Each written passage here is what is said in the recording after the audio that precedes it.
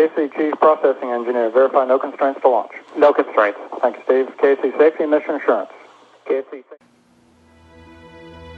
Hey guys, Mike Bosch on Finding Your Vision. I hope you're all having an awesome day.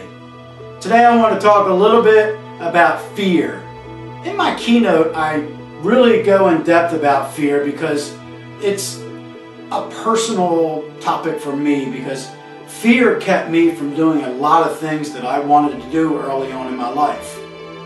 Fear cripples us. Fear keeps us from going to school, getting a better job, taking the steps to do something that we really want to do in life, something that's going to help us to live life on our terms. But unfortunately, we don't know the outcome. Fear sets in.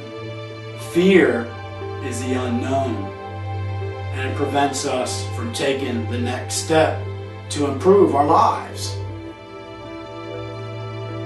Sometimes fear can be overcome by how you look at it.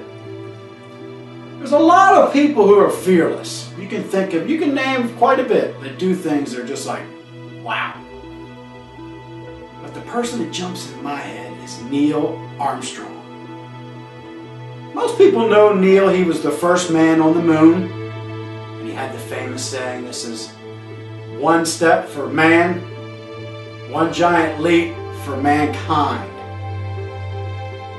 But what people don't realize is the near tragic deaths that Neil had to encounter to get to the moon. See, Neil was a pilot in the Korean War. His plane was shot down. He hit a pole, clipped a wing, but he's able to fly it into safe territory and eject himself before the plane hit the ground and exploded. Neil was testing landing modulars. He got 100 feet in the air, the controls went down, and he ejected himself. The thing blew up. If he'd have waited 1/2 second, he wouldn't be here. The funny thing is, a fellow astronaut said after the crash, after he came down, he went to his office and went back to work. How cool is that? After he left his office again, he strapped himself into a missile. Basically, that's what they are. And he shot up into space. We didn't have no idea what was up there. We didn't know how we were going to land. It was on here. But he didn't show any fear. In fact, what he said was, we're only given so many heartbeats. I don't want to waste one on what if.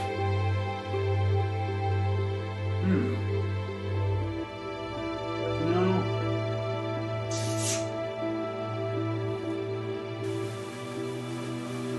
All this talk about overcoming fear makes me want to go to the moon, but who would I take?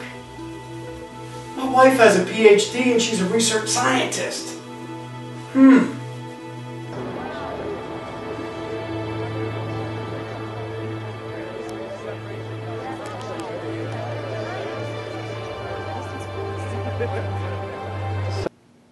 So now that you're here, what are you going to say?